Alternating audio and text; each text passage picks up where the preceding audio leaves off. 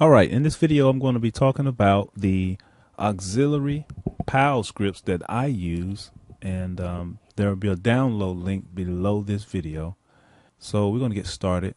Basically, I use the auxiliary 1 and auxiliary 2 media players to play voiceovers, and the other one I use to play whenever a song is a requested song. The first thing you want to make sure is that both are set to air. Okay, make sure both players are set to air. You may even want to push the output all the way to the top for both players, because this is going to play over the top of an intro of a song, and you want it to be louder than the song so that it stands out. We're going to load up our PAL scripts first. And yes, you want these to automatically start. If you have a crash and you boot back up, you want these PAL scripts to be, ready. We're going to do the voice auxiliary 1, and we're going to click on the plus sign, automatically start, and the request auxiliary 2. Okay.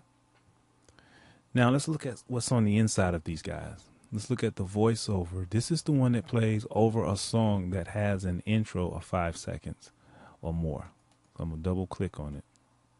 Now, I did not write this script, PAL script. I'm not sure who wrote it, but a lot of people be looking for this in the forums, and it's hard to find. So I decided that I would include it. Now, what I did do, I did modify the script, because what I wanted to happen was, what if a song was marked with a 5-second intro, but was also requested? Well, there's a conflict.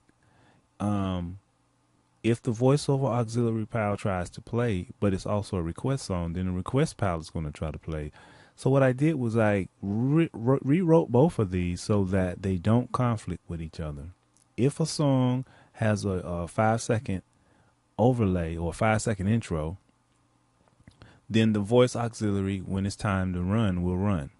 However, if that same song or another song is a request, then the voiceover will not run, but the request one will. So these two guys kind of work together. Before you can, after you pull them into your PAL script, before you can use them, you need to set up a folder where the IDs for these guys are located. Okay, so my folder is on desktop B, and I'm gonna go over to desktop B, and I use the station ID folder for these guys. You can use whatever you want. Don't use the music folder. Don't use the sound effects. But the other ones, you can use what you want. So let's create. Let's go ahead and create a folder for the voiceovers, and I'm just gonna call it voiceovers. Okay. Now let's create another folder and call it. We'll just call it request voiceovers. Okay. Now here's what you're gonna do. You're gonna record your voiceovers. It could be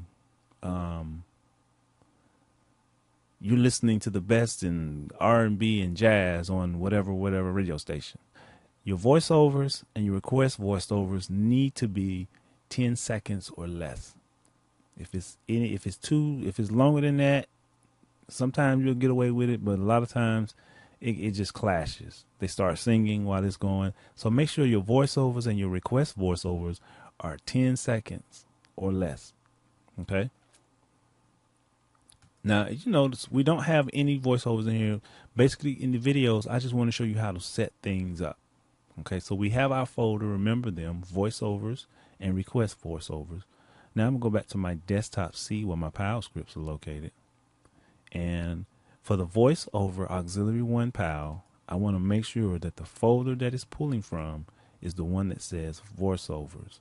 See, this one, when you get it, it's going to say voice overlays.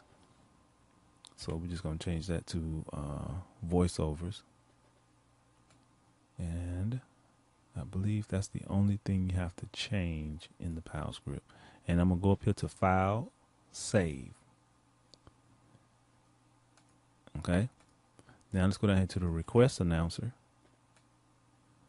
And okay, we call it in here. It's got request ID, so we need to change that to request voice overs, because that's the folder, or the category I should say, that this request that this PAL script is going to be pulling those IDs from. Now I'm going to pause the video and go and find some of my, I'm going to find some voiceovers so that you can know, so you can see how this thing works. All right, so I've loaded in some voiceovers from one of my stations, and I loaded in some request voiceovers. Let's see what this sounds like. I don't know if it'll play on here or not. Okay. So that's the request. That's one of the requests.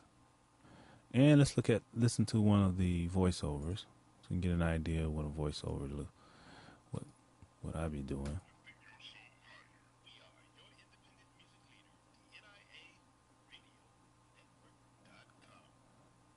All right. Now, while I'm here, I want to show you something real quick. I'm going to right click and I'm going to do song info, and I'm going to go here to over here to fading on this tab that says fading. And I don't want my voiceovers or my request voiceovers to have a fade out or a fade in, so I'm going to disable them. Okay. And under settings, there's no need to kill the gap.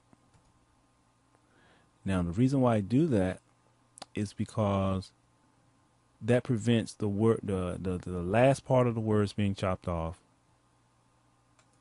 or the first part of the words not being heard. Now, I'm not going to do this for all of these, but that's something that you may want to consider.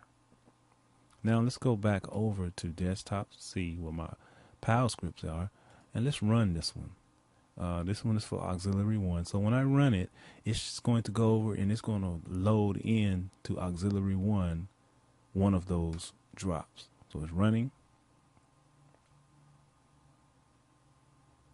Okay, it loaded up overlay number 9. Now what's going to happen is this PAL script is not going to play on every song that I have marked having an intro. It will play over one, but then there's a wait period. I think it's like 15 minutes before it will try to do this again. After that 15-minute period is up, it's going to look at every song that plays to see if it has an intro marked. If it does, then it's going to play the overlay that's loaded up.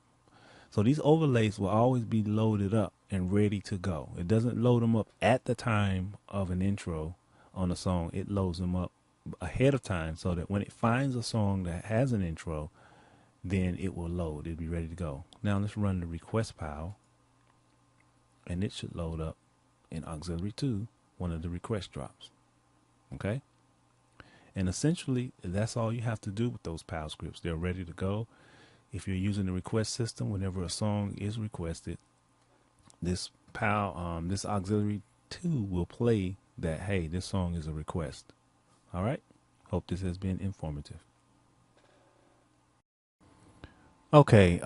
Real quickly, to show you what these voiceovers sound like, or have an idea what they sound like, I tagged this part of the video on to the other end. So I'm going to go over here and I'm going to go to voiceovers, that category, and let's grab this one. And to listen to any song, voiceover, drop, commercial, simply right click on it. Choose song information or song info and choose settings. Okay. Now generally this player, this is auxiliary 3. This player you want to be on cue. And to use the cue, you actually either need to do one of two things. You either need to set cue to be coming out of the right side of your system and let what's going to air come out of the left side of your system. Or if you're like me, you got 2 sound cards on my broadcaster system, and one sound card is for air and the other sound card is for cue. Or in some cases, some people like to disable the sound card for Air and use it for Q. I like to have everything working the way I need it to work. The purpose of this is so that you can listen to stuff before you actually commit it to Air. You know, if you want to, there's a song you think it's the song that you're looking for, but you're not sure. That's what the Q is for you. You right click on that song, you bring up the song information editor, go to settings, and then you'll be able to play that song. Now, what I'm going to do here is I'm going to turn both Air and Q on, because on this demo server, Q goes to the right side and Air goes to the left side. And I brought the volume down too, because it's going to be pretty loud. But this is what one of the voiceovers sound like if the song has been tagged with an intro. Lifting your soul higher. We are your independent music leader, the NIA Radio Network.com. Okay. So you can quickly see this voiceover is 10 seconds long. I'm going to grab another one right quick. Song info and settings, and then play. You're listening to the NIA Radio Network. Here's more music right here. Okay. Now, that's a natural voice, voiceover, so it sounds like I'm at the station. The song has an intro on it, and so it plays. So it sounds like I opened up the mic and said something over the song when actually this is preset. Now notice how it died at the end. You're listening to the NIA Radio Network. Here's more music right here. Okay, that's because the fading is on it, and the gap killer is turned on. I'm going to disable. This is why I like to disable the gap killer and disable fading on voiceovers. You're listening to the NIA Radio Network. Here's more music right here. See? If you notice, when you do that, it gives you more time. All right, let's see what request sounds like. I'm going to use Lenora, friend of mine down in Florida. She recorded some things for me and sent them to me, and I used them. So do that, come out and go back.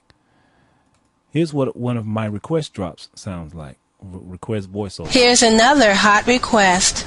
Okay, and that's all she's saying. Here's another hot request. Let's see what one of these other ones sounds like. Your request's coming right now. Okay, that's me playing around. And these are the things people will hear if a song is requested. And I made a bunch of them so that you're not hearing the same one all the time. Your automated request granted. NIARadioNetwork.com. Okay, so that's how I use voiceovers. If it's a request, I have a 6 second, or most of these request drops are about 6 seconds, and the voiceovers are anywhere from 6 to 10 seconds.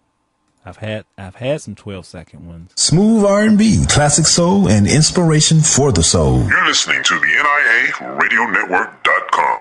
Okay, so I hope this has helped.